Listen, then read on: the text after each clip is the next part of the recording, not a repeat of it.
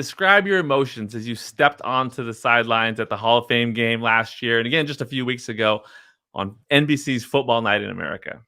Yeah, super exciting. I mean, nervous. Like, I've been on national TV for 15 years, and it was the first time that I can remember that I was nervous. Like, it takes a lot to get me nervous these days. But my first time on NBC, national TV, I'm on a field, I'm seeing football. Like, there's Trevor Lawrence running, jogging by me, and because the game was Jaguars Raiders, and I see, there's Devontae Adams, and it was nerve wracking, honestly. I'm just like, don't screw up, and I'm trying to think about what I want to say, and I want to try to be concise because we don't have a lot of time.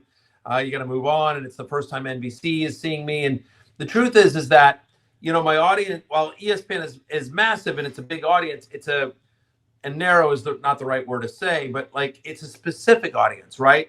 The people that watch ESPN are generally hardcore sports fans.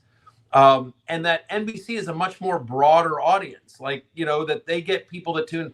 Like, my wife is not a football fan, but my wife watches Sunday Night Football and has for years and years and years. It's like, oh, it's Sunday night, I'll watch the game. She watches it with me. You know what I mean? But like, she couldn't tell you, she's not watching the fourth game on CBS on a Sunday at 1, but she always watches Sunday Night Football, and we watch it together. So there's, when you look at the demographic breaks down, it's much more, it's much more evenly balanced between men and women.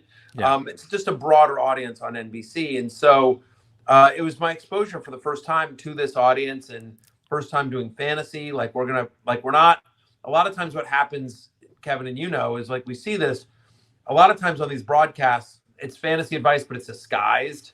They try to couch it so that, the real fans aren't scared off by fantasy talk or whatever. And yeah. And this was going to be I'm getting on there and I'm like, listen, I'm going to talk about the fact that I think Jalen Hurts' ADP is too low, and I'm going to talk about his range of outcomes, and I'm going to, I'm going to nerd it up, and and so and my co-host Chris Sims is and famously not a massive at the time, wasn't, still had some questions about Jalen Hurts as an NFL quarterback. I think it's fair to say questions. He had questions. So anyway, I took a big swing, and I basically said that I thought Hurts had number one quarterback in fantasy potential, and that he could take a Josh Allen leap into year 3. And obviously that ended up working out. Jalen made me look good. Thank you, Jalen Hurts, forever. So it was cool, but so it was nerve wracking, but it was also, honestly, Kevin, it was kind of dream come true, pinch me sort of stuff. It was one of the reasons why I left ESPN.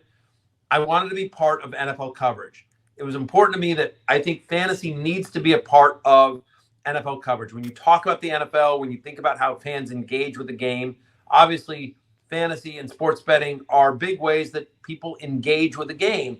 And that wasn't currently represented on a bunch of different, that wasn't represented on, on a major platform, on any of the NFL partners. And so it was important for me to do that. So it was all these emotions. I know I'm just sort of talking, but the truth is, Kevin, it was all these emotions because it was nerve wracking, and it was exciting, and I was proud. I felt like I was sort of breaking a barrier there. Yeah.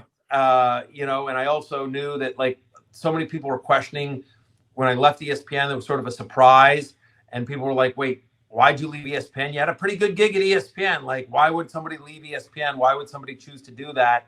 And so it was just I wanted to prove that there's a reason why, because I'm going to be part of Football Night in America. And so I wanted to sort of represent the fantasy community well, right? Because here I am now literally on the sideline of an NFL game before an actual NFL game, giving fantasy advice. I wanted to so you're trying to make it, mainstream, but not so mainstream that fantasy players are yeah, I don't need you to tell me that Patrick Mahomes is good to draft. So it's a balance that you're always struggling with, is wanting to appeal to a very large, broad mainstream audience, but also have enough fantasy advice. And so just a lot of emotions went through me, but I bet it was cool. It was really cool. Yeah. I mean, you did the fantasy community proud for sure.